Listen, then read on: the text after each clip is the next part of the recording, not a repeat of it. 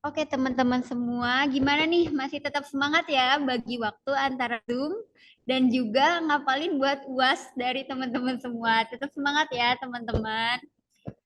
Nanti sesi yang selanjutnya ini ada pemateri yang nggak kalah keren dan nggak kalah kece nih, teman-teman. Sudah nggak sabar dong ya untuk masuk ke materi selanjutnya. Teman-teman semua di sini dipersilakan untuk on cam ya, teman-teman. Pemateri selanjutnya adalah dari Kak Gilang Setiawan dengan tema Strong Leadership dan Manajemen Waktu yang Baik. Kepada Kak Gilang, apakah sudah hadir di Zoom pada malam hari ini, Kak? Halo Kak Septiana, suara saya terdengar dengan jelas Kakak? Halo Kak Gilang, suaranya sudah terdengar dengan jelas, Kak. Oke. Sebelumnya, perkenalkan ya Kak, aku Septiana Intan Permata yang akan menjadi moderator pada malam ini. Salam kenal ya Kak Gilang. Ya, salam kenal juga Kak Septiana. Sebelumnya kakak boleh untuk perkenalan dulu nih kak kepada teman-teman yang ada di sini agar kita saling mengenal lebih dalam.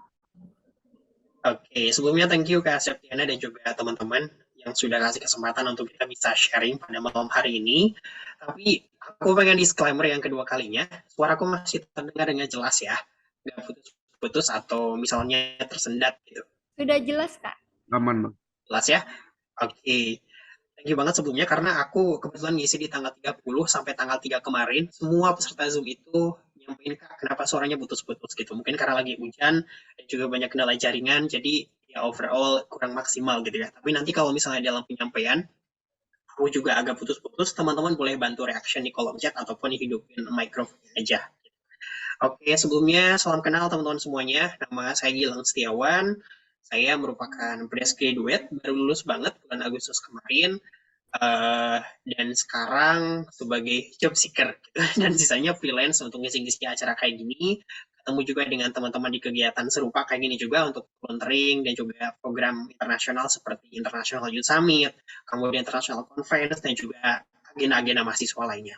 Semoga malam ini kita bisa sharing banyak dengan teman-teman, apalagi berkaitan dengan materi kedua. Kalau tadi teman-teman berbicara tentang caranya teman-teman itu beradaptasi gitu ya di lingkungan, dan sekarang teman-temannya yang beradaptasi ke lingkungan itu gimana gitu. Jadi nanti kita akan kupas itu semua dan semoga tidak mengurangi rasa semangat teman-teman. Meskipun aku tahu tadi katanya sambil UAS juga, it's okay, no problem. Ataupun ada yang sambil rebahan, sambil kegiatan juga nggak apa-apa. Yang penting suaranya jelas untuk teman-teman semuanya. Oke. Okay. Oke Kak Gilang, tema pada malam ini strong leadership dan manajemen waktu yang baik. Wah, disiapin nih teman-teman catatannya karena materi pada malam hari ini aku yakinkan bakal berguna banget untuk kehidupan kita ke depannya. Sebelumnya Kak Gilang, aku izin untuk membacakan CV dari Kak Gilang ya Kak. Silakan Kak. Oke Kak, karena PPT-nya sudah ready, waktu dan tempat saya persilakan kepada Kak Gilang.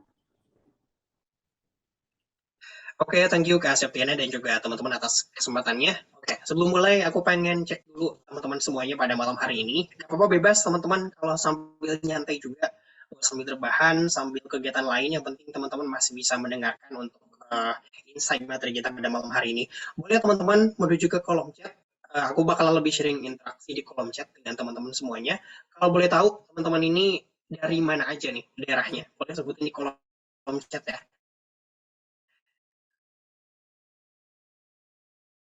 Tapi jujur sebelum itu aku sendiri salah satu wishlist tempatku yang pengen aku kunjungi selama kuliah dan belum terwujud sampai sekarang lulus itu adalah Banda Neira. Gitu. Jadi semoga teman-teman semuanya bisa membangun energi, networking dan juga exposure yang lebih banyak lagi di Banda Neira karena aku yakin di sana menyimpan banyak sekali hal-hal yang sangat menarik. Oke, ada yang dari Jogja, Sukabumi, Probolinggo, Medan, Bandung juga. Oke, salam kenal yang dari Bandung ya. Kita lagi musim hujan banget sekarang di Bandung, banjir di mana-mana juga.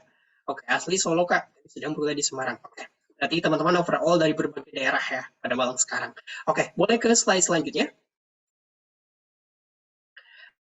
Oke, kita akan membahas tentang strong leadership dan juga good time antara materi ini. Sebenarnya keduanya berbeda, cuman saling berhubungan gitu. Jadi overall teman-teman yang mungkin malam sekarang materinya insight-nya banyak gitu ya. Tadi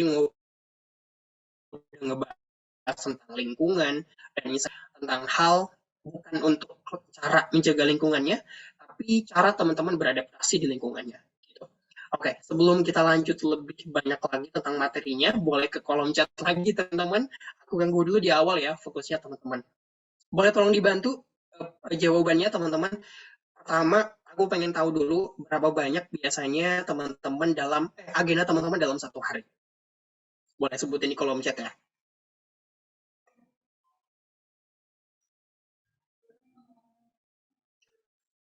Oke, Kak Anissa 4 dalam sehari. Oke, lumayan ya, banyak juga 4. Oke, 3 sampai 4. Oke, sejauh ini berarti masih mirip-mirip ya, teman-teman agendanya ada yang 3, ada yang 4 gitu. Jadi overall mungkin teman-teman saat ini oke, nggak bisa dipastikan sampai ampun-ampun. Oke, siap.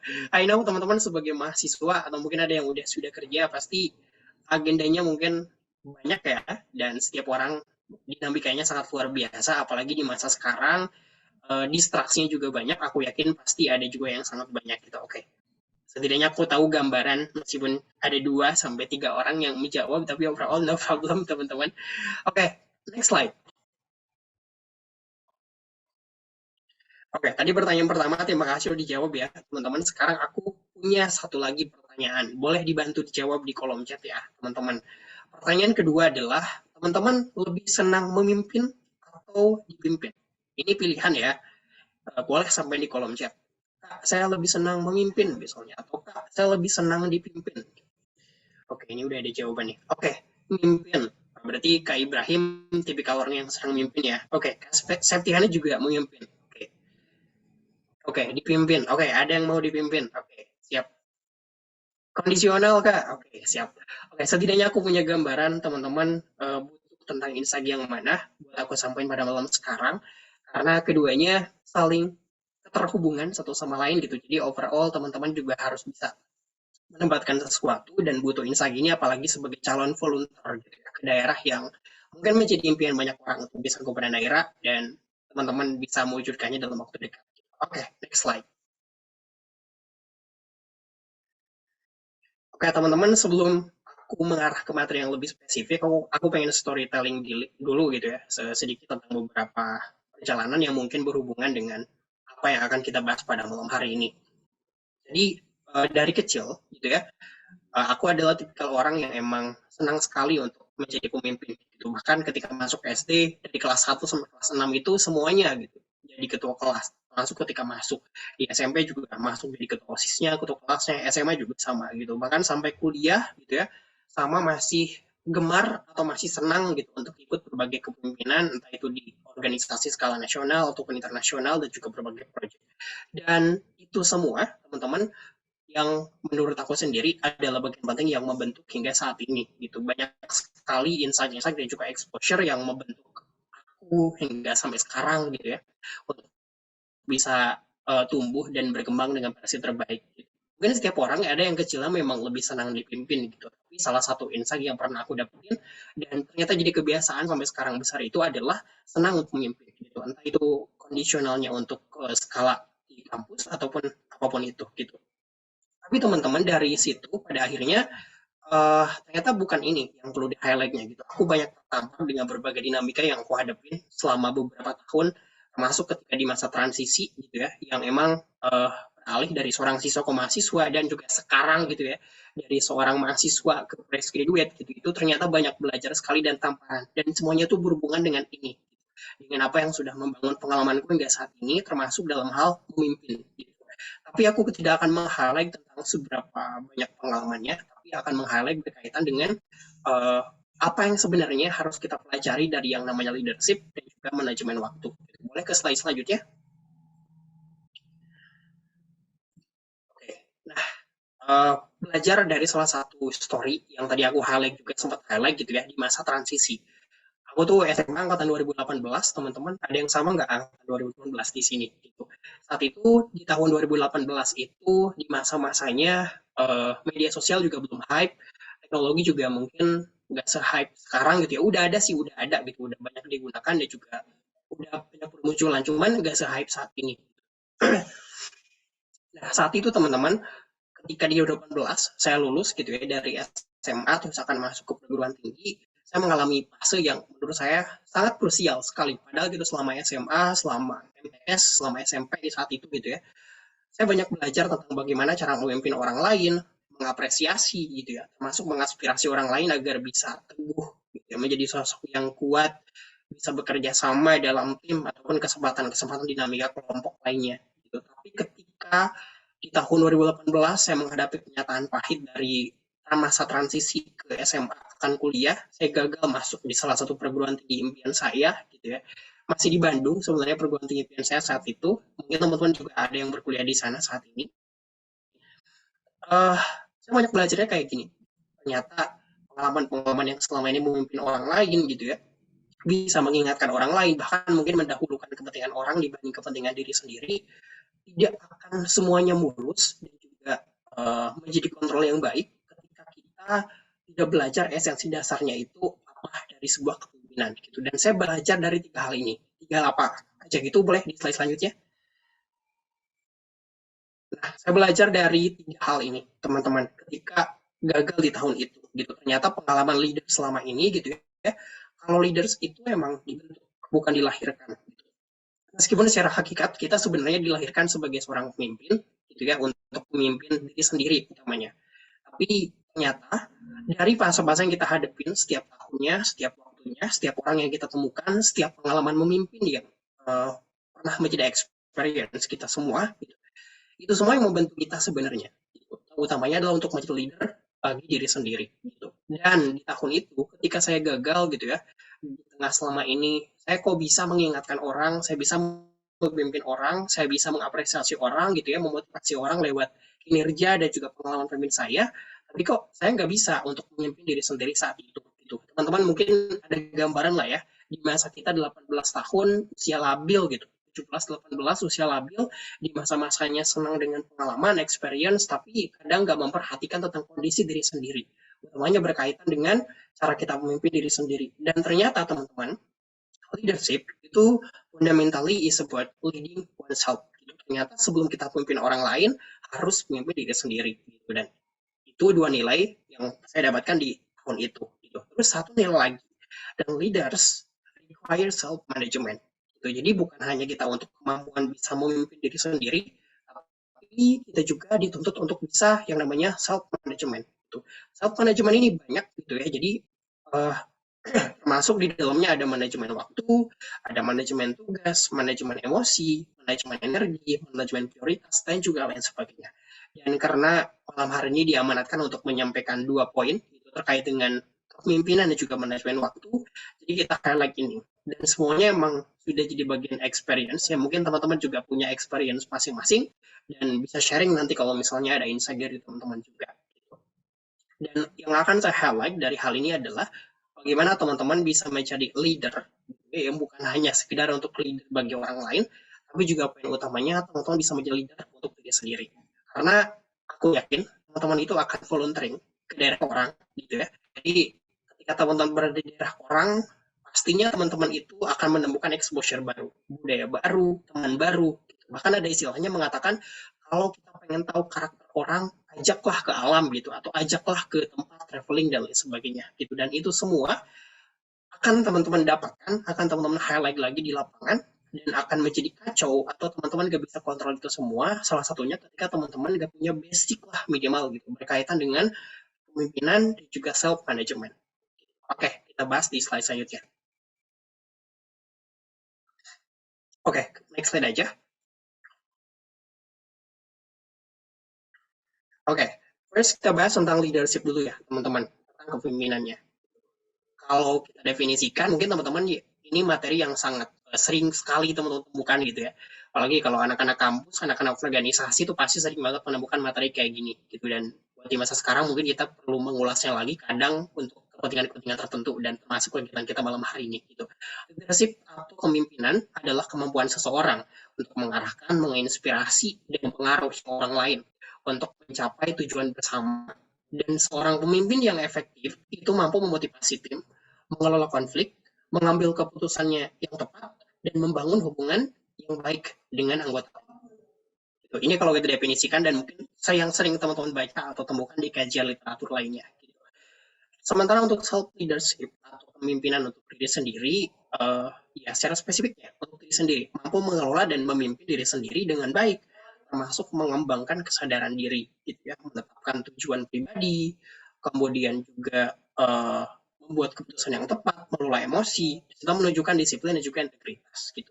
Nah, kenapa leadership ini menjadi urgent ketika teman-teman akan melakukan kegiatan yang mungkin sekarang volunteering atau ke alam gitu ya, yang tadi saya sebutkan bahwa teman-teman akan masuk ke lingkungan yang baru, teman-teman akan bergabung dengan orang baru, atau mungkin ada yang pernah join sebelumnya juga nggak apa-apa gitu. Tapi yang namanya kegiatan di alam itu, atau kegiatan di luar, atau bukan tempat kita gitu ya, mau tidak mau, salah satu hal penting yang harus kita lakukan adalah adaptasi. Dan kemampuan adaptasi itu salah satunya adalah perlu yang namanya leader. Apalagi kalau bertim. Jadi tim itu menjadi bagian penting ketika teman-teman ada di lapangan, bagaimana sukses menjalankan kegiatan, bagaimana sukses bisa beradaptasi adalah satunya butuh yang namanya pemimpin.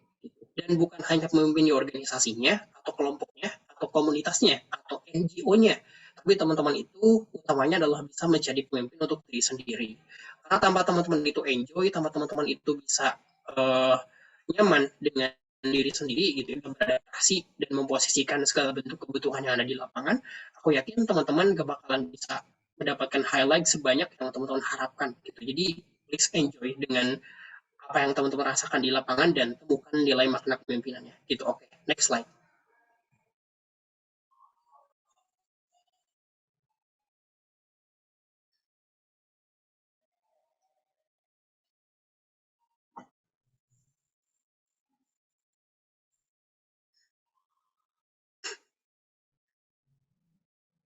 Oke, teman-teman, sorry agak ngelag ya jaringannya. Lanjut. Oke, dare to step into leadership role. Kayak tentang diri teman-teman untuk bisa menjadi seorang pemimpin. Jadi buat di masa sekarang gitu ya, apalagi mungkin teman-teman di sini mayoritas Gen Z gitu ya, yang tantangannya mungkin berbeda masing-masing gitu ya. Jadi I know teman-teman mungkin banyak sekali titik struggle dan juga masalah-masalah yang akan dihadapi ketika teman-teman memutuskan salah satunya adalah untuk menjadi seorang pemimpin gitu. Dan untuk teman-teman yang mungkin lebih senang memimpin, ini mungkin bisa bukan menjadi masalah yang cukup besar, melainkan akan menjadi experience yang luar biasa. Tapi untuk teman-teman yang mungkin sebelumnya belum pernah atau lebih nyaman untuk dipimpin, mungkin sometimes menjadi pikiran, mungkin menjadi sesuatu yang ragu untuk teman-teman bisa melangkah lebih jauh. Gitu. Tapi ini adalah bagian-bagian penting yang bisa teman-teman terapin ketika teman-teman akan memulai menjadi seorang pemimpin. Dan aku tegasin lagi, pasti materi ini pernah teman-teman temukan juga kan? Gitu. Jadi kita highlight ulang aja ya teman-teman dan teman-teman juga sharing aja. Dan malam sekarang kalau misalnya menemukan nilai yang sama gitu. Yang pertama adalah pengetahuan dan skill. Gitu. Ini menjadi basic sekali karena seorang pemimpin itu bukan hanya dituntut dari segi skillnya aja, tapi knowledge-nya juga sangat penting. Dengan teman-teman itu menjadi seorang pemimpin, setidaknya teman-teman bisa yang namanya itu membuka cakrawala anggota teman-teman, orang yang teman-teman pimpin gitu, di samping kecakapan-kecakapan yang teman-teman miliki. Terus yang kedua, ambil inisiatif gitu ya, jangan takut untuk mengambil tanggung jawab dan juga inisiatif. Ya meskipun mungkin I know tiap orang punya titik nyamannya masing-masing, punya kayak keputusannya masing-masing, tapi ini mungkin bisa menjadi langkah yang cukup membantu teman-teman untuk bisa improve dan struggling teman-teman karena tanpa kita mencoba kita tidak akan tahu dinamikanya, tidak akan tahu hal-hal yang mungkin akan teman-teman temukan gitu dalam pengalaman seperti ini.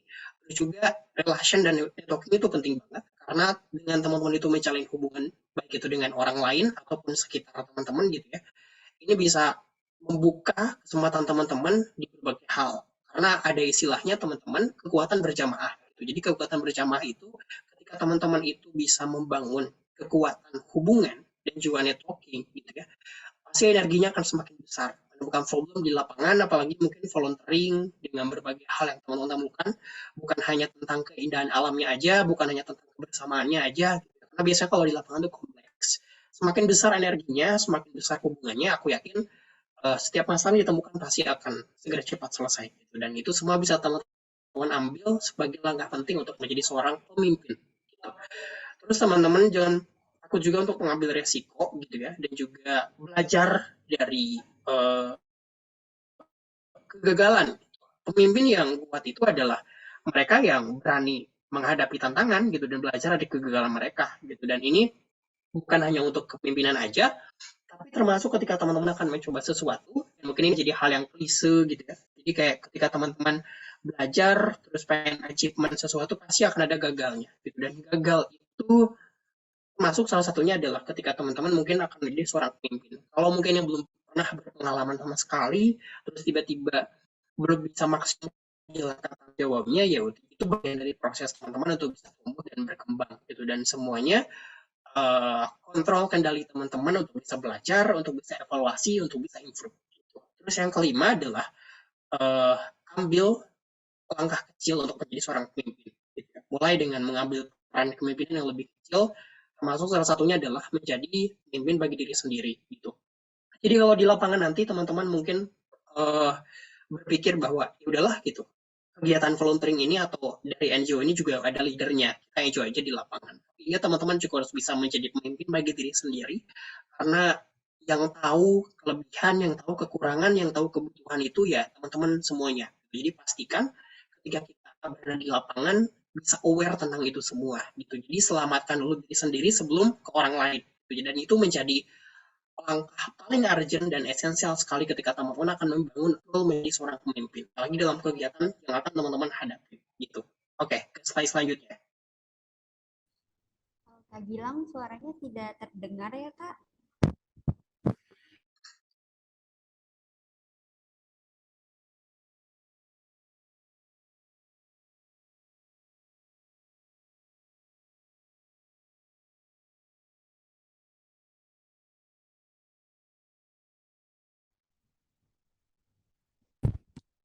Halo Kak Septiana, suaranya putus-putus ya? Ya Kak Gilang suaranya putus-putus tadi. Tapi sekarang sudah ada Kak, sudah Oh, jelas. oke. Oke, nah aku khawatir terjadi kayak gini lagi, karena sebelumnya juga pernah kayak gini. Jadi di tengah-tengah semangat nyampein materi tiba-tiba keputus. Oke, kalau misalnya ada kendala lagi nanti boleh kasih tahu aku aja ya, biar nanti coba backup ke yang lain. Oke. Boleh ke slide selanjutnya, Kak Septiana.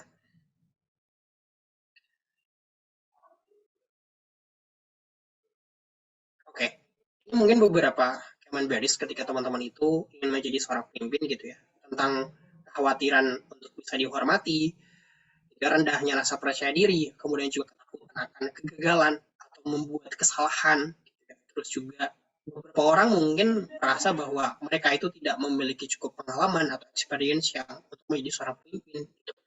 Terus juga ada juga beberapa orang yang mungkin merasa tidak nyaman atau canggung menjadi pusat perhatian. Sementara kan seorang pemimpin itu keberadaannya harus diketahui dan dia harus bisa berperan aktif gitu. Terus juga ada yang tidak tahu harus mulai dari mana untuk menjadi seorang pemimpin gitu. Ini beberapa hal yang mungkin sering kita rasakan ya. Makanya aku menyebutnya kita karena aku sendiri juga sama. Sering sekali merasakan hal seperti ini. Jadi apalagi untuk konteksnya kayak organisasi yang menuntut kita, wah ini sepak terjangnya udah jauh gitu, kok bisa orang itu menaruh kepercayaan kepada kita gitu. Jadi kekhawatiran-kekhawatiran seperti ini mungkin akan menjadi salah satunya penghalang untuk teman-teman bisa improve dan ambil beberapa kesempatan untuk menjadi seorang pemimpin. Tapi nggak usah masalah dan kita bakalan coba pecahkan itu semua lewat slide selanjutnya.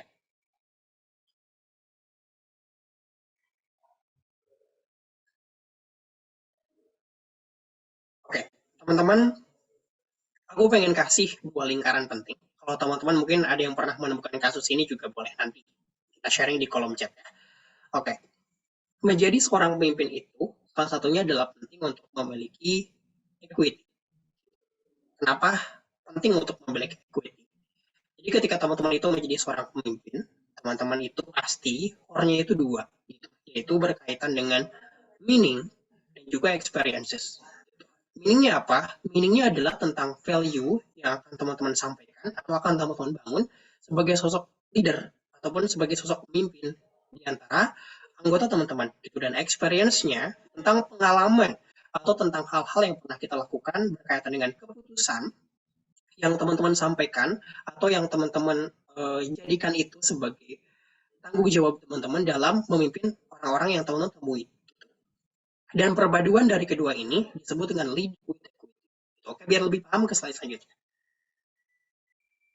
Jadi teman-teman itu kemanapun teman-teman itu melangkahnya ketika menjadi seorang pemimpin pasti akan selalu berkaitan dengan hal ini gitu, tentang value-nya atau meaning-nya dan juga tentang experience-nya. Di sini ada anak marketing nggak? Korek saya kalau misalnya ada yang salah ya. Kita di sini belajar tentang lead with equity karena di marketing juga ada belajar tentang brand equity gitu. Ini kurang lebih teorinya mirip-mirip teman-teman gitu. Leader with equity gitu. Di mana dalam hal ini kita mendeskripsikan value seorang pemimpin. Gitu. Value-nya ditentukan oleh persepsi anggota atau orang lain terhadap pengalamannya. Jadi semakin orang itu senang dengan kita atau apa yang gaya kita ketika memimpin, maka leader equity-nya itu semakin tinggi. Dan kenapa kita itu harus membawa leader equity ketika menjadi seorang pemimpin, teman-teman? Gitu. Karena tadi basic dasar dari kepemimpinan itu yaitu tentang value atau nilai atau meaning yang teman-teman itu pengen bangun dan juga experience tentang pengalaman orang. Gitu. Makanya ada istilahnya seorang pemimpin itu perlu nggak sih memiliki brand atau branding dia perlu sekali. Gitu. Karena untuk pemimpin itu bisa diingat, untuk experience-nya itu bisa dirasakan, salah satunya adalah lewat cara yang dilakukan atau pendekatan-pendekatan metode keputusan-keputusan gitu. Dan itu semua ada di experiences. Dan experiences ini datang dari anggota teman-teman. Ketika teman-teman mencari leadernya lewat meaning, lewat value yang teman-teman sampaikan. Dan kuncinya ketika teman-teman ingin disenangi, ingin menjadi leader yang kuat gitu ya. Salah satunya adalah teman-teman bisa ningkatin equity teman-teman. Gitu. Jadi semakin tinggi orang itu menyukai, semakin banyak orang itu menyukai teman-teman atau istilahnya senang dengan gaya kepemimpinan teman-teman, maka akan semakin tinggi leader equity-nya. Kepercayaannya pasti akan semakin terbangun dan energinya juga akan semakin banyak di organisasi ataupun kelompok yang sedang pimpin. Gitu. Oke, slide selanjutnya. Nah, teman-teman, ada pertanyaan menarik. Kenapa sih leader itu harus dengan equity, bukan equality? Gitu. Equity kan kesetaraan ya. Sementara kesamaan itu disebut dengan equality. Setidaknya ada beberapa alasan ini yang mungkin bisa saya sampaikan ke teman-teman gitu. Tapi kalau teman-teman pengen ada yang mendebat saya boleh di kolom chat silahkan gitu. Tapi kita sharing dulu tentang ini ya teman-teman. Gitu. Kenapa sih pemimpin itu harus selalu membangun kesetaraan bukan kesamaan? Pertama, mengakui kebutuhan yang beragam teman-teman, apalagi mungkin teman-teman yang sekarang berkolaborasi di lapangan itu dari berbagai daerah dengan karakteristik yang berbeda-beda dan itu semua memerlukan kesamaan itu memperlakukan semua orang yang sama gitu dengan asumsi bahwa setiap orang itu memulai dari titik yang sama memiliki kebutuhan yang sama. Namun kesetaraan untuk mengakui bahwa individu dan kelompok itu menghadapi tantangan yang berbeda dan membutuhkan dukungan yang disesuaikan untuk mencapai keadilan dan keadilan apa ini? Oke, sorry ya teman-teman ada yang typo gitu. Nah, ini semua teman-teman adalah bagian dari equity yang bisa teman-teman bangun ketika teman-teman itu menjadi seorang leader. Gitu. Selanjutnya adalah mengatasi ketimpangan sistemik. Banyak sistem dan struktur sosial itu yang mempertahankan ketimpangan sistemik berdasarkan faktor seperti ras, gender, status sosial dan ekonomi, atau disabilitas, dan lain sebagainya. Dan memimpin dengan kesetaraan itu, teman-teman akan melibatkan yang namanya identifikasi dan juga penghapusan hambatan-hambatan ini. Ya, I know, teman-teman ini mungkin menjadi basic dasar yang harus mengetahui bahwa saling menghargai dan juga ketimpangan-ketimpangan yang akan terjadi itu kemungkinan akan sangat mungkin terjadi. Tapi dengan teman-teman bisa terus tumbuh dan berkembang untuk mengatasi hal ini, teman-teman akan membangun yang namanya equity atau kesetaraan. Terus mendorong inklusivitas gitu. Ini menjadi bagian penting karena kita harus memastikan sampai ke akar-akarnya semuanya kalau misalnya kita mengambil keputusan dengan kesetaraan itu semuanya sama rata gitu. Jadi mungkin equity menjadi satu bagian penting untuk teman-teman membangun seorang jiwa yang leadership. Terus mendorong keadilan dan juga mendorong perubahan yang positif. Ini mungkin jadi bagian nilai plusnya ketika teman-teman itu memperhatikan yang namanya equity. Gitu. Tapi equity dan equality keduanya memiliki peran yang sangat penting. Teman-teman itu bisa tumbuh dan berkembang menjadi seorang pemimpin. Tapi balik lagi, keduanya punya energi yang persentase satu sama lainnya itu berbeda dan punya plus minusnya masing-masing. Gitu. Tapi berdasarkan apa yang saya sampaikan tadi, teman-teman, apalagi berkaitan dengan brand equity, mungkin salah satunya bisa teman-teman terapkan dalam hal ini. Itu berkaitan dengan bagaimana teman-teman itu membangun leadership teman-teman, semakin banyak digemari, disukai, dan juga dihormati oleh anggota teman-teman, agar brand equity-nya atau leader with equity itu semakin tinggi. Dan itu bisa menjadi penguat teman-teman untuk membangun jiwa leadership yang lebih kuat. Oke, slide selanjutnya.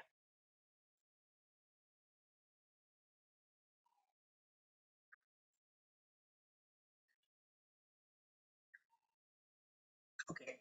Sekarang pertanyaannya adalah, jadi sebenarnya bagaimana membangun jiwa leadership yang kuat? Tadi aku udah coba spill juga lewat brand equity gitu kan. Nah, kita jawab lagi di slide selanjutnya biar makin kuat. Oke, teman-teman pernah mendengar teori ini nggak? Itu yang berkaitan dengan physical availability dan juga mental availability. Gitu. Jadi, ketika teman-teman itu menjadi leader dan ingin menjadi leader yang kuat secara dikenal ataupun tanggung jawab teman-teman itu keberadaannya itu diketahui.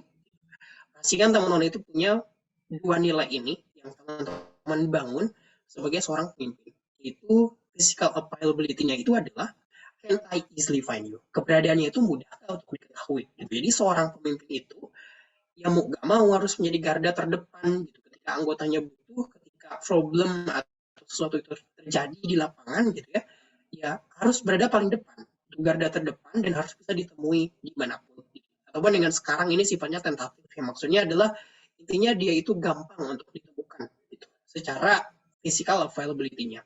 Dan secara mental availability-nya, mudah nggak untuk orang itu bisa ingat kalau misalnya ada segala sesuatu, oh langsung ke pemimpin kita nih, gitu, ke leader kita nih. Gitu. Dan kenapa physical availability dan juga mental availability itu menjadi sangat penting teman-teman?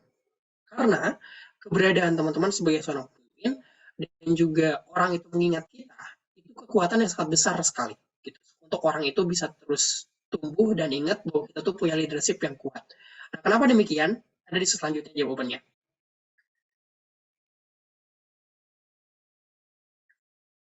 Oke, ini salah satunya adalah analisis dari Procter dan juga Campbell yang menyebutkan bahwa 8 kali gitu ya, orang itu lebih ingat dengan kepemimpinan kita atau apa yang kita ambil keputusan lewat organisasi ataupun apapun itu yang bentuknya leadership gitu ya. Ketika menggunakan pendekatan emosional. Nah, yang namanya mental availability dan juga physical availability dan kita sebagai pemimpin itu akan menemukan orang gitu. Dan setiap orang itu punya kepala yang berbeda-beda. Jadi gimana caranya kita itu bisa menanamkan pendekatan emosional ke setiap kepala yang kita pimpin.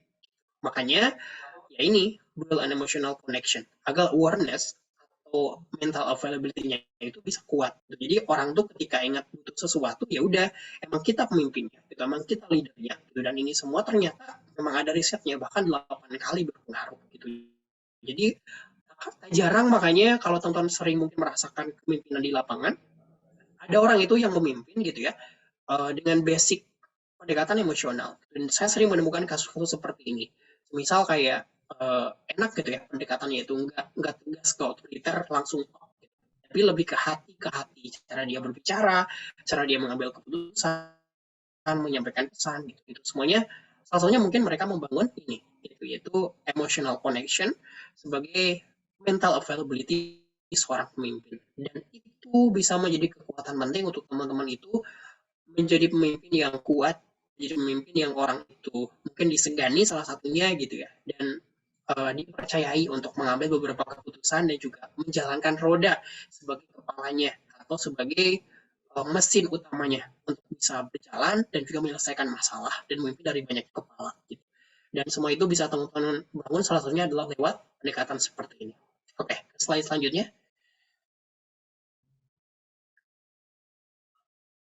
Oke, tadi kita udah ngebahas tentang pemimpin gitu ya.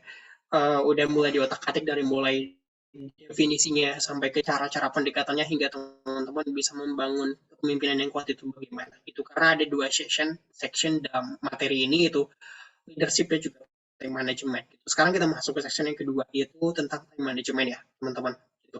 Jadi intinya keduanya memang berbeda, leadership dan juga time management, tapi saling berhubungan satu sama lain dan perlu teman-teman uh, terapkan ini semua dan juga ketahui dasar-dasarnya sebagai acuan untuk menyelesaikan berbagai kasus atau dinamika yang akan teman-teman temukan di lapangan. Time management atau kemampuan untuk mengatur waktu dengan efisien dan juga efektif.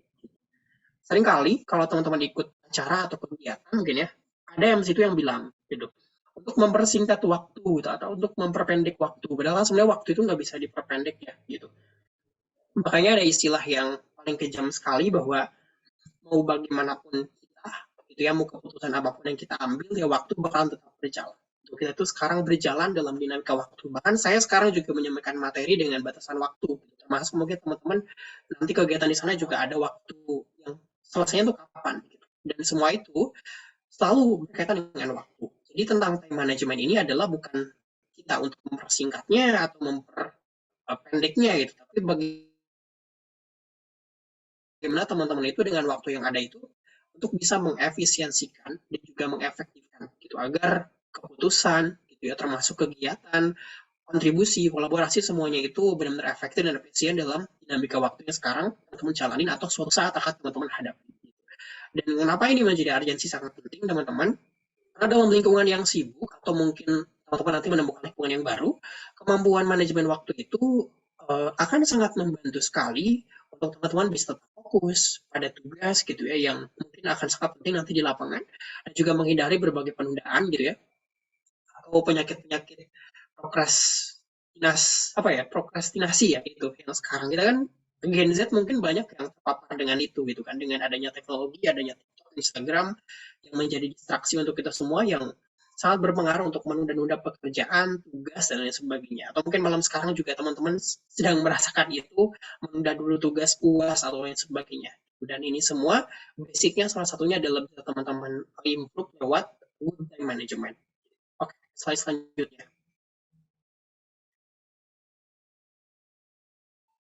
Oke, ini beberapa hal yang mungkin sering teman-teman temukan juga. Gitu.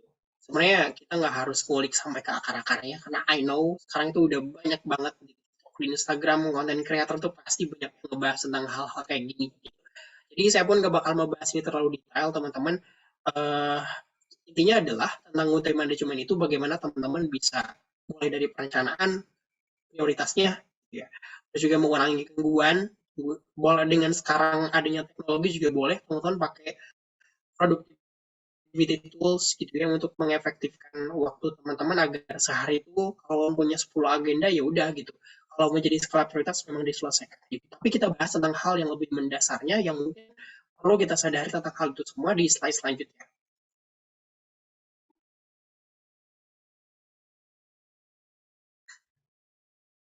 Oke, teman-teman mungkin tahu Raymond Chin ya, yang sering kasih banyak insight buat kita semua gitu lewat konten-kontennya, entah itu di YouTube, di Instagram, ataupun di TikTok ya, teman-teman gitu. Jadi salah satu highlight yang pernah aku dapetin dari videonya Raymond Chin gitu ya, yang bilang bahwa time management disebut priority management. Gitu. Jadi ketika kita berbicara tentang manajemen waktu, maka kita berbicara tentang ya manajemen prioritas. Artinya apa? Artinya adalah kita tahu apa yang harus dikerjakan itu lebih penting dibanding ketika kita harus menyelesaikan semuanya. Dan ternyata benar demikian, bahwa kita aja tuh sehari cuma punya waktu 24 jam. Dan 24 jam itu belum lagi sama kebutuhan mendasar kita kayak tidur, mandi, makan, teman-teman juga mungkin perlu main, perlu istirahat. Gitu. Dan semua itu pasti terbatas. Gitu. Jadi ketimbang kita harus menyelesaikan semuanya, lebih baik adalah kita menyusun skala prioritasnya. Gitu.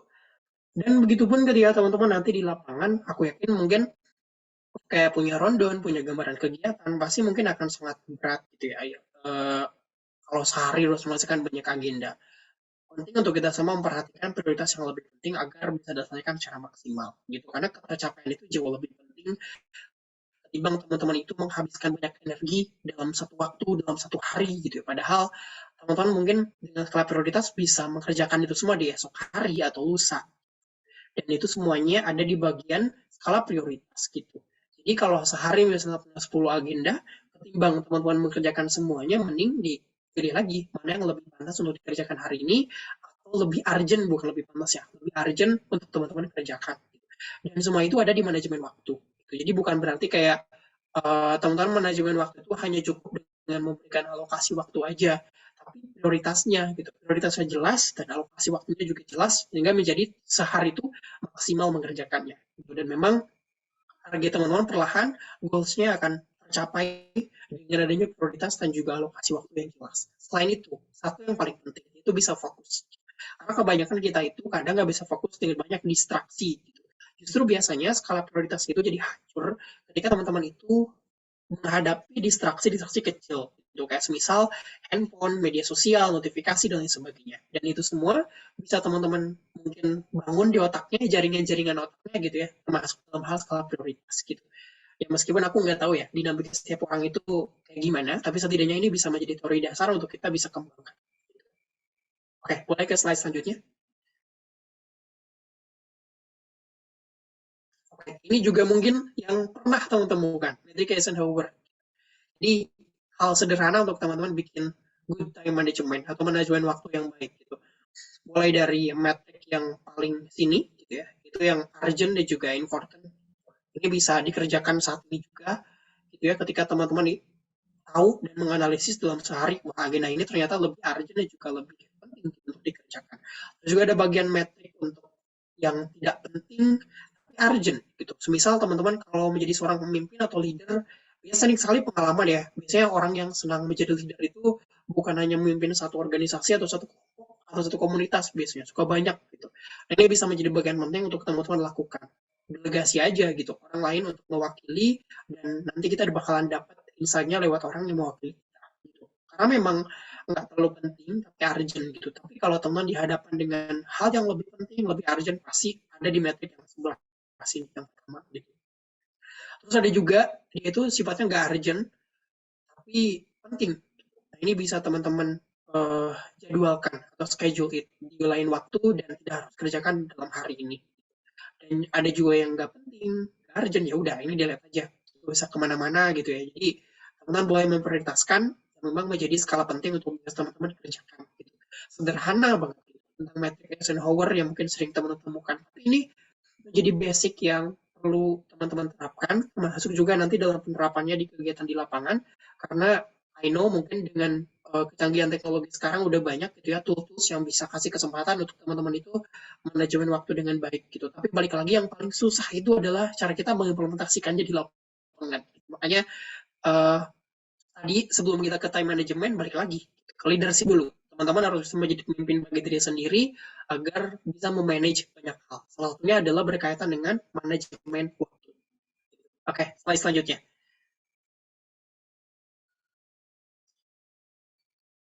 Nah, ini contoh mungkin bisa teman-teman terapin gitu ya. Di luar sana mungkin teman-teman boleh ambil penerapannya dalam kehidupan asli teman-teman gitu. Ini hanya sebagai contoh aja. Semisal kayak uh, yang sifatnya tuh urgent atau penting gitu ya, kayak misal kuliah, ini mungkin bisa menjadi segera dikerjakan gitu. Terus ada yang sifatnya misalnya saya sehari ada ngisi materi misalnya, tapi nggak urgent tapi penting gitu ya. Itu bisa di schedule it. Oke.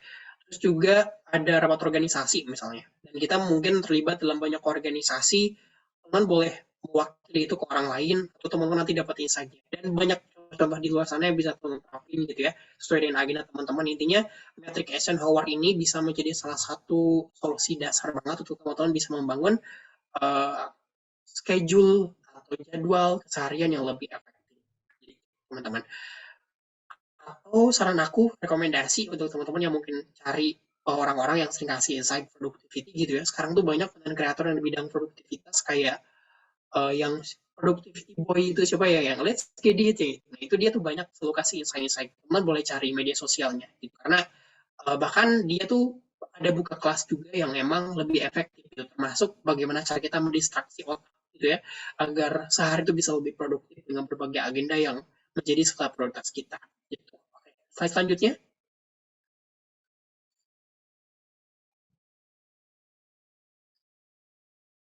Oke, selanjutnya ini mungkin hal yang cukup berat ya teman-teman, karena ini masalah kita semua, I know. Jadi termasuk aku juga jadi bagian generasi yang sangat terdampak sekali gitu ya dengan masalah ini. Karena selama kuliah, selama sekarang juga sebagai lulusan gitu ya, sering sekali terdistraksi dari skala prioritas yang kita susun itu adalah nggak bisa konsisten gitu. Aku pernah dengar salah satu konten gitu yang bilang kayak gini, bahwa uh, bagaimana kita bisa menang dari hal-hal besar kalau kita itu dari hal-hal kecil aja itu masih kalah gitu. Apalagi ketika kita menghadapi dinamika kehidupan gitu ya, sama mood aja itu udah kalah gitu, apalagi sama kehidupan yang sesungguhnya dinamika itu sangat banyak gitu. Kalau salah Panji yang bilangnya. Nah, dari situ saya mulai belajar teman-teman bahwa ternyata sebelum kita mulai ke hal yang lebih besar gitu ya, ternyata ya udah at first ya udah kita harus menang dulu di hal kecil, termasuk dalam hal konsisten dan membangun skala prioritas teman-teman. Nah, ada satu insight yang pengen aku sampaikan ke teman-teman bahwa konsisten itu mungkin menjadi tantangan yang cukup besar untuk kita semua, apalagi dalam menyelesaikan goals, visi misi atau lain sebagainya. Pernah nggak sih teman-teman itu bergantung sama motivasi dan keinginan? Nah, ternyata teman-teman ada satu bahasan yang pernah aku highlight juga di poin sebelah. Ternyata kita itu kalau mau konsisten gitu, jangan pernah bergantung yang namanya itu keinginan. Karena keinginan itu ada batasnya dan akan habis.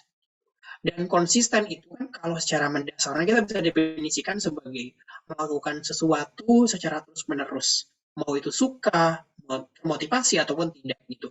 Nah, sementara kalau kita bergantung pada keinginan atau motivasi ya pasti akan habis gitu, nggak bakalan bisa terus-menerus. Makanya kalau kita jodohkan antara willpower atau keinginan dengan konsistensi, pasti mereka tidak akan berjodoh.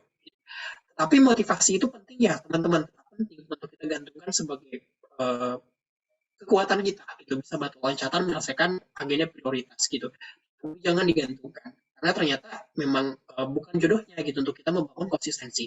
Tapi ada kekuatan lebih besar yang bisa kita jodohkan untuk membangun konsistensi. Itu di slide selanjutnya.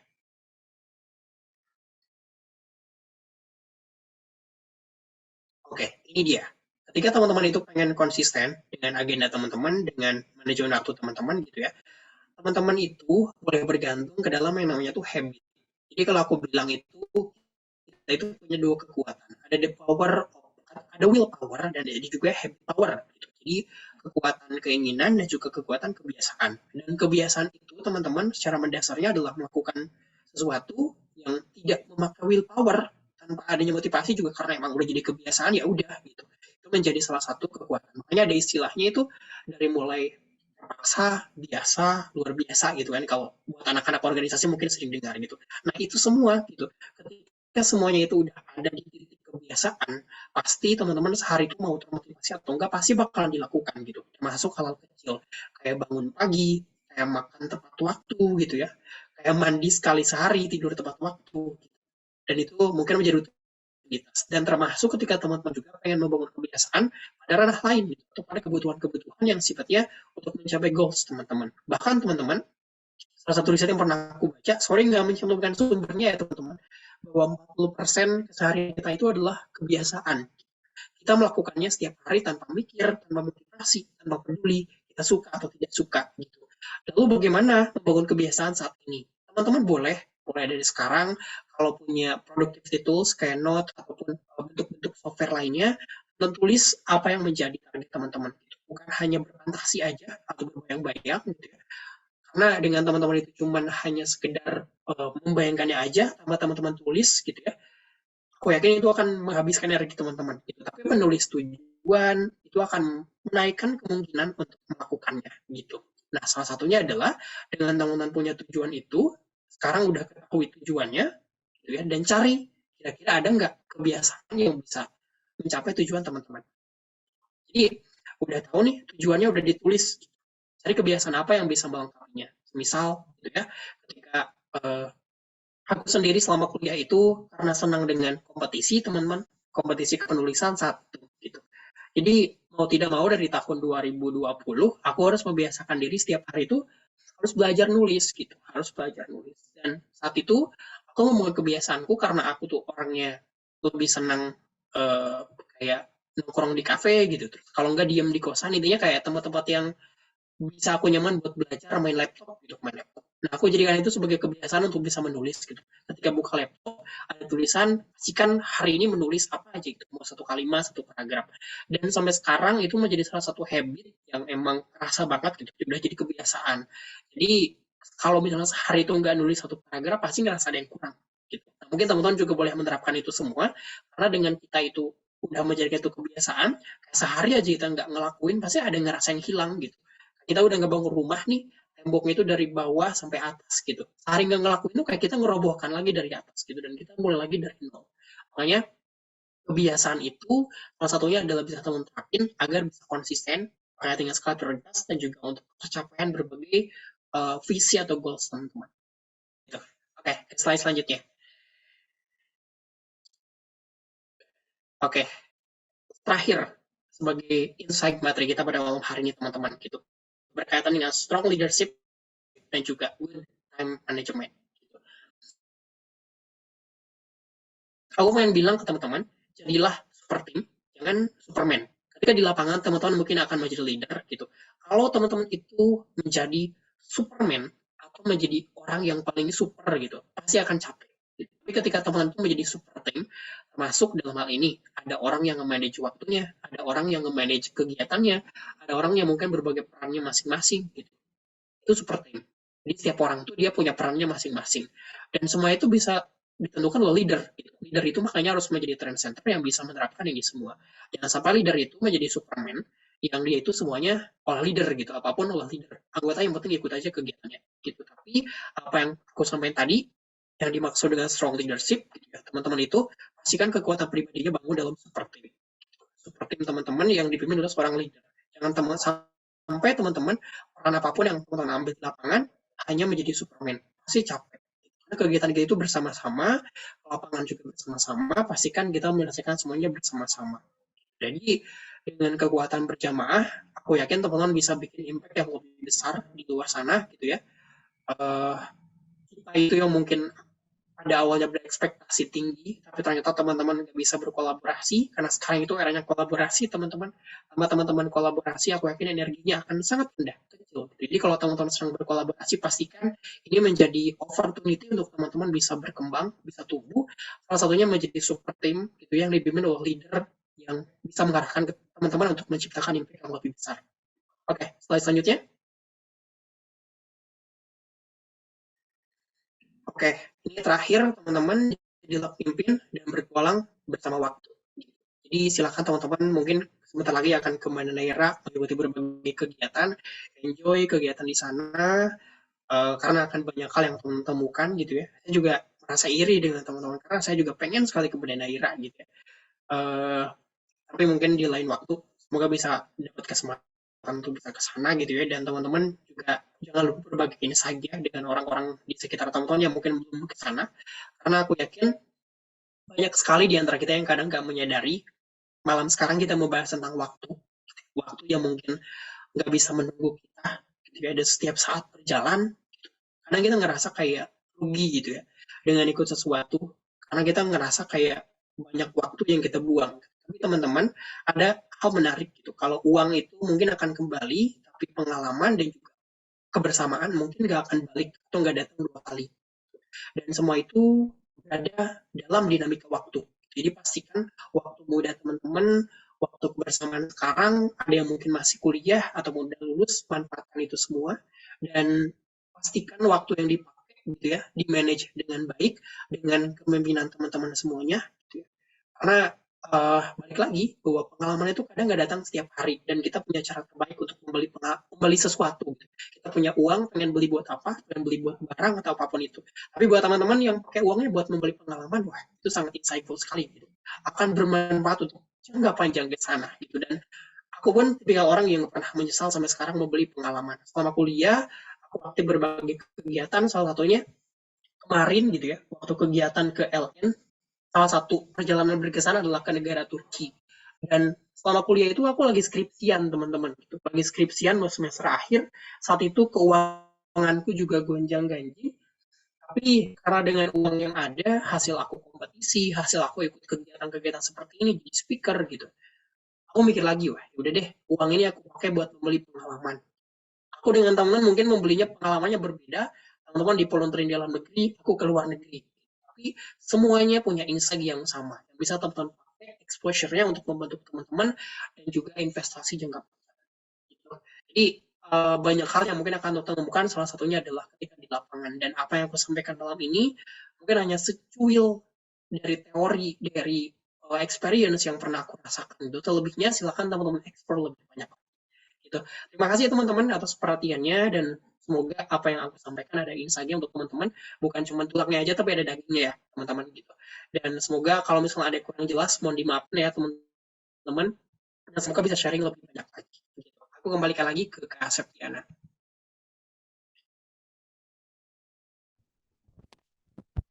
Terima kasih Kak Gilang atas pengalaman-pengalaman yang telah di-sharing, juga ilmu-ilmu yang telah diberikan kepada kami. Alhamdulillah sekali bisa berkesempatan untuk mendapatkan ilmu-ilmu dan pengetahuan-pengetahuan baru dari Kak Gilang. Mungkin dari teman-teman semua di sini ada yang ingin ditanyakan, silakan untuk langsung resen atau bisa diketik di kolom chat ya teman-teman semua. Oke, Kak Citra. Langganan banget Kak Citra nih. Tiap malam aku lihat selalu bertanya ya, Kak. Oke, Kak Citra dipersilahkan untuk memberikan pertanyaan kepada Kak Gilang, Kak. Baik, sebelumnya terima kasih Intan atas kesempatannya. Di sini mohon izin Kak Gilang, saya izin bertanya terkait dengan kepemimpinan Kak.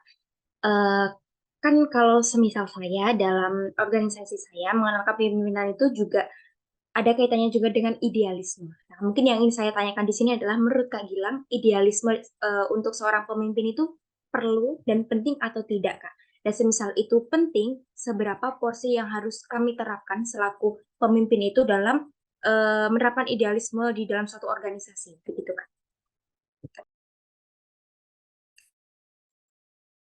Oke, boleh langsung dijawab Kak Septiana. Ya, Kak Gilang, boleh langsung dijawab saja. Oke, terima kasih atas kesempatannya Kak Septiana dan juga Kak Citra atas pertanyaannya.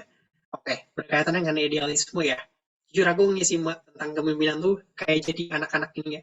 Kayak BEM Warmawa gitu. Soalnya sebelumnya tuh jarang banget ngisi-ngisi materi tentang kayak gini, tapi thank you banget. So far aku juga jadi banyak riset lagi tentang kepemimpinan gitu ya, Kak Citra dan juga teman-teman. Jadi kalau berbicara tentang idealisme, ini dari pandanganku pribadi ya. Gitu. Untuk seorang pemimpin itu sangat penting sekali. Gitu. Karena meskipun sekarang kita banyak yang berubah gitu ya, bahkan nilai juga setiap saat mungkin terkena gitu ya, atau distraksi dengan banyak hal gitu ya. Tapi idealisme itu menjadi sangat penting. Tapi balik lagi karena kepentingan setiap orang itu berbeda-beda, termasuk juga bagaimana kapasitas pemimpin atau kepemimpinan setiap orang itu pasti beda-beda gitu. Jadi aku nggak bisa kayak menakar gitu seberapa persen atau seberapa besarnya bahwa idealisme itu penting banget untuk seseorang gitu. Mungkin boleh ditempatkan dengan sesuai kepentingannya masing-masing gitu. Misal kayak ada pengalamanku sebelumnya, aku pernah join salah satu organisasi. Ini di dalam kampus belum keluar kampus gitu. Sampai aku pun meninggalkan organisasinya sampai sekarang karena ngerasa memang terlalu ideal dengan nilai mereka gitu. Saat itu aku bergabung di salah satu organisasi di dalam kampus. Mereka kayak sama ya teman-teman, kalau organisasi kan biasa suka kayak punya anggaran dasarnya, kayak punya panduan hukum dan sebagainya lah gitu, gambaran-gambarnya.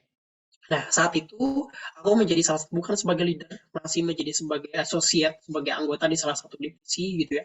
Dan aku menjalankan tanggung jawabku sesuai dengan description sebelumnya. Saat itu banyak sekali hal-hal yang menurutku nggak sesuai gitu, nggak relate gitu. Mungkin salah satu alasan kenapa di masa sekarang itu kayak ini aku asumsi aja ya, opini ya teman-teman, jangan di disclaimer sebagai talk gitu. Kalau teman-teman ngeh gitu di berbagai kampus atau instansi, kenapa kayak organisasi intrakampus itu banyak ditinggalkan oleh teman-teman mahasiswa gitu. Mungkin salah satunya adalah masih kayak berpegang teguh pada nilai lama yang mereka tuh nggak bisa beradaptasi dengan kemungkinan-kemungkinan di masa saat ini. Gitu. Dan kenapa kayak organisasi luar, termasuk aku sendiri di tahun itu loncat keluar gitu, kayak ikut di ISEC, kayak ikut di organisasi apalah gitu yang sifatnya tuh multinasional juga bahkan internasional gitu. Nah, karena memang lebih relate dengan kebutuhan sekarang dan apa yang kita butuhkan sebagai experience kita. Gitu. Tapi itu hanya sebagai contoh ya, tidak menjadi top. Gitu. Dan idealisme yang aku rasakan di organisasi sebelumnya, karena benar-benar ngerasa terbelenggu sekali gitu ya, kayak orang-orang gak mau ya ada perubahan gitu. Contoh hal kecil, saat itu aku sebagai creative design gitu. Mereka itu masih punya warna yang mereka pertahankan itu sebagai warna sakral mereka gitu. Padahal kan sebagai desain mungkin bisa influence sebagainya. Itu hal kecil aja gitu. Masih idealis dalam hal seperti itu. Dan bahkan mereka menganggap warna itu sebagai bagian identitas mereka ya. Itu nggak masalah sih sebenarnya. Makanya aku juga nggak bisa talk bahwa itu idealis itu benar-benar harus 100% atau sekian persen diterapkan di siapapun itu semua. Tapi buat aku sendiri kalau ada ngerasa yang kurang cocok, kurang tepat gitu, di masa-masanya aku punya kesempatan untuk udah deh cari kesempatan baru tanpa meninggalkan jejak sebelumnya dengan cara yang kurang baik. Gitu. Udah aku pasti bakal cari kesempatan baru untuk menemukan yang bisa relate lagi, lebih bisa adaptasi lagi gitu. Dan untuk seorang pemimpin sendiri, idealis itu penting gitu ya. Apalagi mungkin menyangkut keputusan yang awal diambil, yang kesepakatannya juga bukan hanya keputusan atas dasar dia sebagai seorang pemimpin, tapi juga oleh anggota lainnya dengan berbagai pertimbangan, dan itu sudah menjadi nilai yang cukup harus diindahkan, mungkin akan sangat penting. Tapi balik lagi bahwa keadaan di lapangan mungkin akan mendorong kita ke banyaknya perubahan gitu. Jadi nggak selalu harus idealis gitu. Dan aku nggak bisa mempresentasikan gitu. Mungkin bisa aja di 50-50, di 60-40, atau gambaran di lapangannya kayak gimana. Begitu, Kak Citra. Semoga menjawab jawabannya. Atau barangkali ada reason dari Kak Citra. Baik, terima kasih Kak Gilang atas jawabannya. Jujur ini juga mungkin relate juga ya kayak apa yang disampaikan sama Kak Gilang sama pengalaman saya juga. Mungkin juga sama yang dijelaskan, idealis itu menurut saya juga penting gitu ya Kak ya. Cuman juga harus tahu porsinya gitu karena memang ada beberapa organisasi yang mungkin tidak cocok untuk kita terlalu idealis gitu. Apalagi juga tadi terkait dengan kita terlalu idealis dengan budaya-budaya lama yang harus terus diteruskan gitu. Padahal kita seiring berjalannya waktu juga harus menyesuaikan gitu ya Kak ya. Mungkin cukup sih Kak, cukup menjawab untuk saya. Terima kasih Kak. Terima kasih Citra atas pertanyaannya. Wah, keren banget nih Kak untuk informasi tambahan pada malam hari ini. Mungkin dari teman-teman yang lain, apakah masih ada pertanyaan untuk satu pertanyaan terakhir sebelum diskusi kita pada malam hari ini kita tutup? Dari teman-teman silakan untuk raise hand atau bisa ditulis di kolom chat komentar.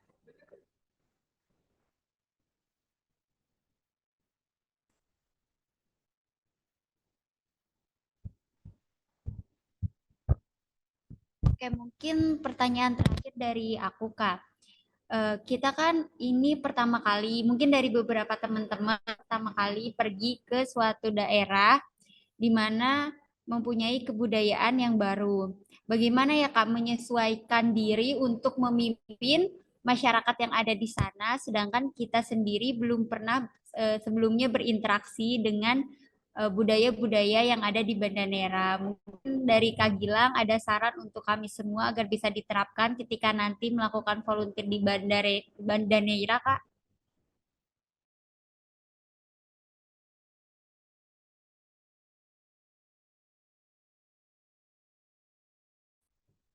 Sepertinya ada terkendala jaringan dari Kak Gilang. Mungkin dari teman-teman yang lain, apabila ada pertanyaan, boleh silahkan dilampirkan di kolom chat ya teman-teman semua.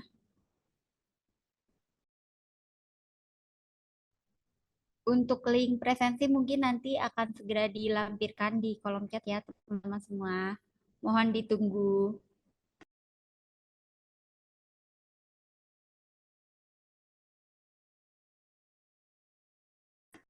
Mohon ditunggu sebentar ya teman-teman karena pemateri kita sedang terjadi kendala jaringan teman-teman. Mohon ditunggu untuk sesi selanjutnya dokumentasi dan penyerahan sertifikat.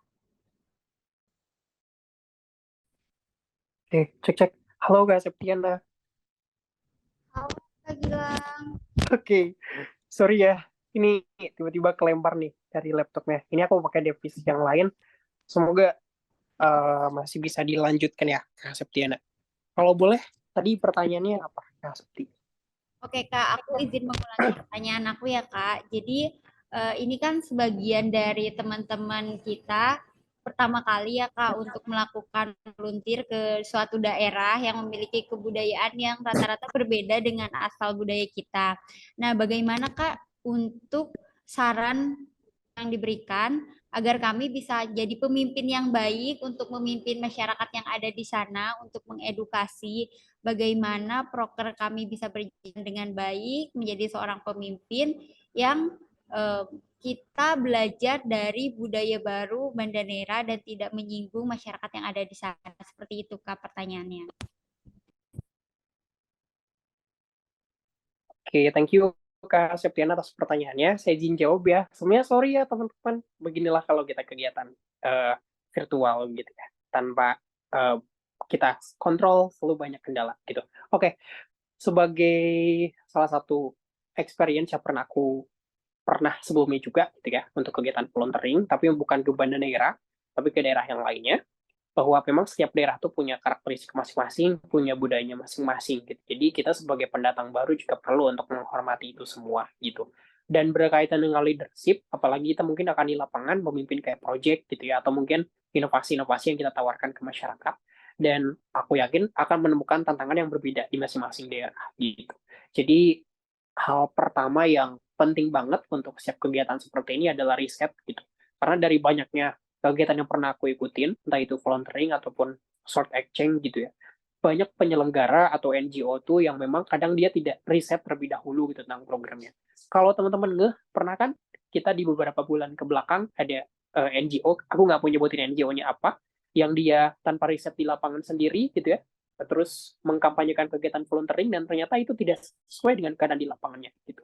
Itu bisa menjadi salah satu faktor bagaimana kita itu bisa diterima oleh masyarakat, bagaimana kita bisa beradaptasi di masyarakat gitu. Makanya riset itu penting sekali untuk kita cari tahu tentang karakteristik orang-orangnya, gitu ya, keadaan geografisnya, bagaimana cara kita bertahan di sana. Bahkan ada beberapa NGO tuh yang bahkan dia tuh melakukan survei terlebih dahulu ke tempat gitu untuk cari tahu bagian-bagian fundamental mana untuk kita bisa melakukan volunteering atau kegiatan aksi pengabdian di luar daerah sana gitu. Jadi riset menurutku menjadi kunci penting sebelum kita melakukan kegiatan di sana. Terus yang kedua, yang paling penting fundamental juga ketika di lapangan, kita menghadapi banyak orang ya, bukan hanya orang-orang baru yang kita temukan di kegiatan volunteering gitu, tapi kita juga berhadapan dengan orang-orang yang asing. Makanya ada istilahnya kita bakalan tahu karakter asli atau sifat asli dari orang tuh dengan kegiatan kayak gini gitu kan. Nah, ini menjadi penting karena basic yang paling mendasar yang bisa teman-teman terapkan ketika kegiatan seperti ini adalah komunikasi gitu.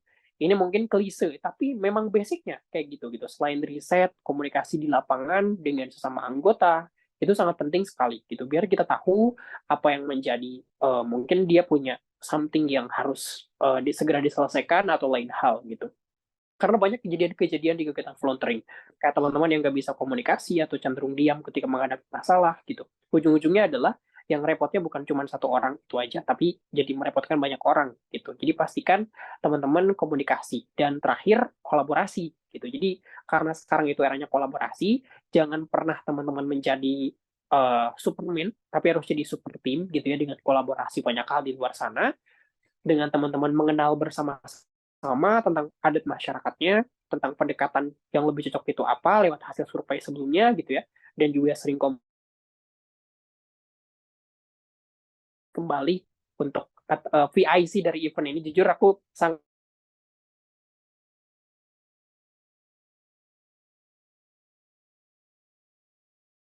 gitu. Dan aku pun berharap ketika teman-teman nanti melaksanakan event di sana juga selalu komunikasi dengan daerah setempat gitu. Karena dengan mereka dikomunikasikan itu pasti tahu segala sesuatunya tuh disampaikan gitu. Kita datangnya kapan gitu, apa yang akan dibawa, termasuk kegiatan-kegiatan gambaran kegiatan penting yang akan kita sampaikan di sana itu apa gitu. Dan semoga ini menjadi kebiasaan baik yang teman-teman bangun semuanya, karena aku pun senang dengan PIC-nya. Semoga kedepannya teman-teman bisa terus mempertahankan budaya seperti ini di organisasi teman-teman untuk bisa terus tumbuh dan berkembang, termasuk di kegiatan volunteering nanti. Begitu, Kak Septiana. Semoga menjawab. Oke, terima kasih Kak Gilang. Benar-benar menjawab. Insya Allah akan kami terapkan nanti di kegiatan volunteer di Banda Neira. Terima kasih sekali lagi kepada Kak Gilang yang telah berkenan untuk memberikan materi pada kesempatan kali ini.